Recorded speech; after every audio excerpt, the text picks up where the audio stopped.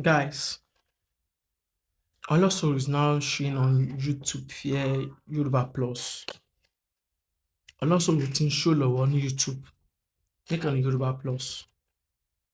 There is this argument I've been seeing that people have been talking about.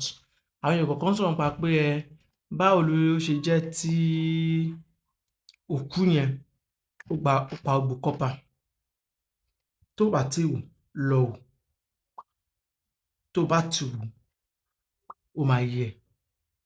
But let me chip this one. Did I chip nǹkan fún yín?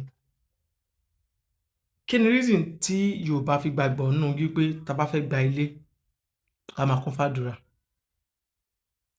Kí ni ìgbàgbọ́ Yorùbá lórí pé tí èèyàn bá gba ilé tán either ó jẹ́ Muslim ó jẹ́ Christian kódà kó jẹ́ oníṣẹ̀ṣe ẹ máa lọ fọ̀ with what you believe in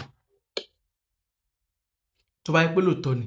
Definitely the reason why tó fi jẹ́ pé tí èèyàn bá gba ilé o ní láti ṣàdúrà kó tó gbà tàbí ní tó bá gbà tán o ní láti lọ ṣe kíni kó o fọ ilé yẹn kó o ṣètò àdúrà anyhow nínú tó bá gbàgbọ́.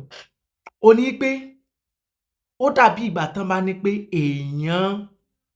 èèyàn fumigate ibi kan láti má bàa bígbà téèyàn bá try láti bígbà téèyàn try láti afford kó má contact nǹkan. Ọ̀rẹ́ ẹ̀ wọṣọ tán ó fọ́n padà ó mú u fọ̀. Ẹnìkan lo bathroom tán ìwọ débẹ̀ bathroom yẹn ó fọ̀ bathroom yẹn nù kí ìwọ tó lò.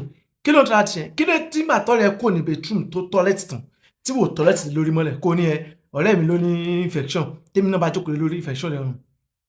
Kí ló tọ́rẹ́ ẹ wọṣọ tó wá gbà ó ti làágùn sásán yẹn o tó lè gbé wọ̀sọ̀ rùn tó lè rò pé ọ̀rẹ́ mi ní nǹkan ṣe kò lè ṣe mí.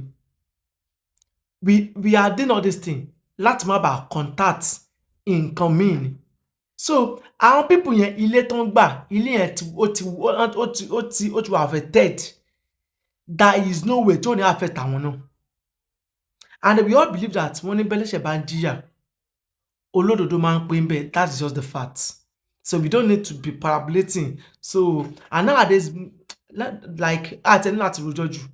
So the only thing if you have not watched Olosan Oru ìwọ náà lọ wò bóyá nǹkan tí mo ti ẹ̀ ń sọ yìí ìwà lè bá mi tálàyé ẹ̀ ṣe fáwọn tí ó yè. And then you know 2 ways àwọn ìfún film. So guys, Olosan Oru is now showing. Go and watch it. I love you guys.